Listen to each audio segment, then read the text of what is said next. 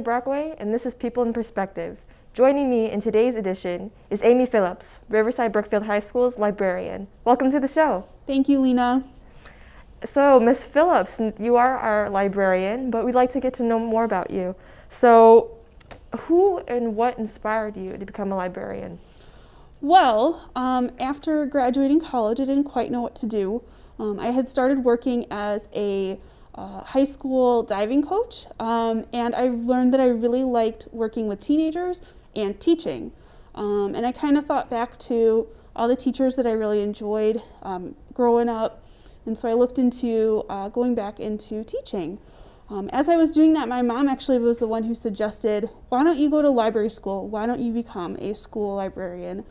And as I started looking into programs and all of that and becoming a librarian, the more excited I was about it. That's good to know. So now that you knew that you wanted to become a librarian, what were the steps or education that you had to do? Sure. So I had already graduated from college. I already had my bachelor's degree. What I needed next to become a librarian was a master's degree in library and information science. That's what the degree you need to become a certified librarian. So I was looking at programs for that. And then in order to work in schools, I needed to have my teaching certificate. So I found a program at the University of Illinois where I was able to get both at the same time. I only had to do about one semester extra than other people getting their master's degrees so that I could do my student teaching. Oh, so that was incorporated into the semester? Yeah. So now that you got your education, what landed you at your first job?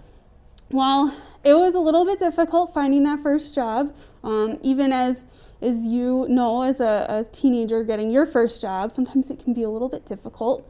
My first job was at a middle school. I was a long-term substitute for the librarian at this middle school.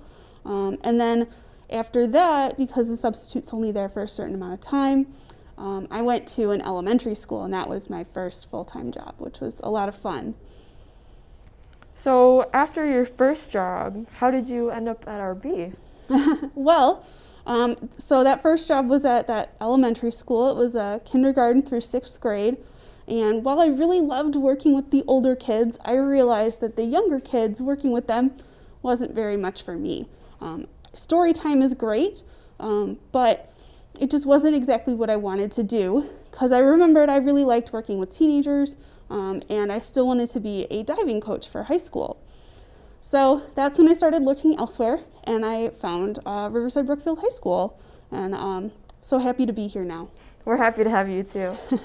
And then, so now that you are here at RB, you work with students every day in the library, see them come in and out. What do you think are some things that RB students may think that you do or don't do, but it's different than what they actually think? Perhaps debunking some stereotypes. Yeah, sure. So a lot of times when people think of librarians, you think of the people who shush you and make you be quiet in the library. I'm definitely not one of those people unless you're being overly disruptive. I want you to think of the library as your space here at RB.